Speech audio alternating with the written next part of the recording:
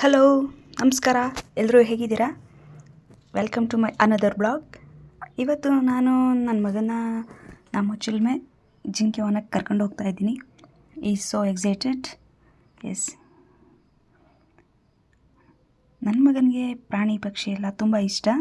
ಎಲ್ಲ ಮಕ್ಕಳಿಗೂ ಪ್ರಾಣಿ ಪಕ್ಷಿ ಇಷ್ಟನೇ. ಹೌದು, ನಾವು ಮಧ್ಯಾಹ್ನ ಟೈಮ್ ಹೋಗಿರೋದ್ರಿಂದ ತುಂಬ ಜಿಂಕೆಗಳು ರೆಸ್ಟಿಂಗಲ್ಲಿದ್ವು.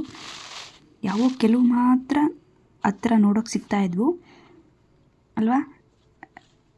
ನನ್ನ ಮಗನಿಗೆ ತುಂಬ ಇಷ್ಟ ಆಯಿತು. ಇದೇ ಅಲ್ವಾ ಬೆಳೆಯೋ ಮಕ್ಕಳಿಗೆ ಬೇಕಾಗಿರೋ ಚೇಂಜಸ್. ಮಕ್ಕಳಿಗೆ ನಾವೇ ಹೇಳ್ಕೊಡೋ, ಮನೇಲಿ ಕೂತು ಹೇಳ್ಕೊಡೋ ಪಾಠಕ್ಕಿಂತ ಪ್ರಕೃತಿ ಪ್ರಾಣಿ ಪಕ್ಷಿಗಳ ಜೊತೆ ಬೆರೆತು ಅವು ಮಕ್ಕಳು ತಿಳ್ಕೊಳ್ಳೋದು, ಕಲಿಯೋದು ತುಂಬ ಇರುತ್ತೆ. ಈ ಥರ ಒಂದು ಚೇಂಜಸ್ ಮಕ್ಕಳಿಗೆ ಬೇಕಾಗ್ತಾ ಇರುತ್ತೆ ಯಾವಾಗ್ಲೂ. ನೋಡಿ ಮಂಗನಾಟ ಹೇಗಿದೆ ಅಂತ. ಇಲ್ಲಿ ಜಿಂಕೆಗಿಂತ ಜಾಸ್ತಿ ಮಂಗಗಳೇ ಇದ್ದಾವೆ. ಇದೇ ನೋಡಿ ನಾಮಚಿಲ್ಮೆಯ ಮೇನ್ ಸ್ಪಾಟ್. ಶ್ರೀರಾಮ ವನವಾಸಕ್ಕೆ ಬಂದಿದ್ದಾಗ ಈ ಪ್ಲೇಸ್ನ ವಿಸಿಟ್ ಮಾಡಿರ್ತಾರೆ. ಅವರು ಬೊಟ್ಟಿಟ್ಕೊಳ್ಳೋಕ್ಕೆ ನೀರು ಸಿಗದಿದ್ದಾಗ ಅವ್ರ ಬಾಣನೇ ಭೂಮಿ ಹೂಡಿ ಆ ಭೂಮಿ ಸೀಳ್ಕೊಂಡು ಈ ಜಲ ಉತ್ಪತ್ತಿಯಾಗುತ್ತೆ. ಅವತ್ತಿಂದ ಇಲ್ಲಿವರೆಗೂ ಈ ಜಲ ಬರ್ತದೇ ಬರ್ತಾ ಇರುತ್ತೆ. ಇದೇ ಈ ಕ್ಷೇತ್ರದ ಮಹಿಮೆ.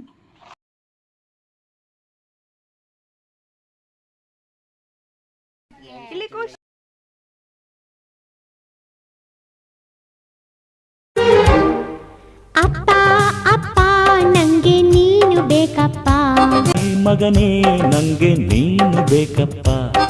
ನನ್ನ ಮಗ ಕುಶಾಂತ್ ಅಂತೂ ತುಂಬ ಎಂಜಾಯ್ ಮಾಡ್ದ ಈ ಪ್ಲೇಸ್ನ ವಿಸಿಟ್ ಮಾಡಿದ್ದು.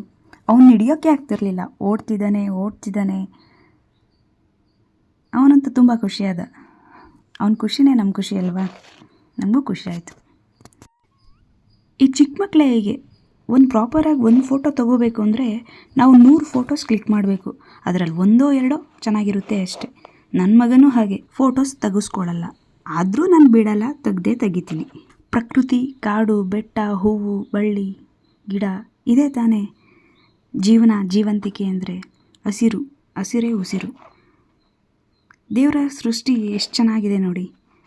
ಸೃಷ್ಟಿಸೋಕೆ ನಮ್ಮ ಕೈಲಿ ಆಗಲಿಲ್ಲ ಅಂದಾಗ ಆ ಸೃಷ್ಟಿನ ಹಾಳು ಮಾಡೋಕ್ಕೂ ನಮಗೆ ಹಕ್ಕಿಲ್ಲ. ಪ್ರಕೃತಿನ ಆರಾಧಿಸಬೇಕೇ ಹೊರತು ಹಾಳು ಮಾಡೋಕ್ಕೆ ಹೋಗಬಾರ್ದು.